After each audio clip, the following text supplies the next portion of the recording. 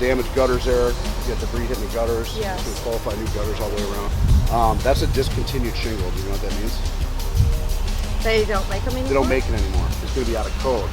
There's a huge code change in 2006. There's another one in 2007. Get the SVG U Florida Hurricane Wind Virtual Training Course, where you can learn the following: how to assess wind damage on properties, performing dry-in and emergency repairs, understanding Florida codes and statutes, winning the adjustment process in Florida. Emergency insurance adjusters out. Yes. Have you had any adjustments? I've seen one adjuster out here. Getting your estimate and price approved with the insurance carriers.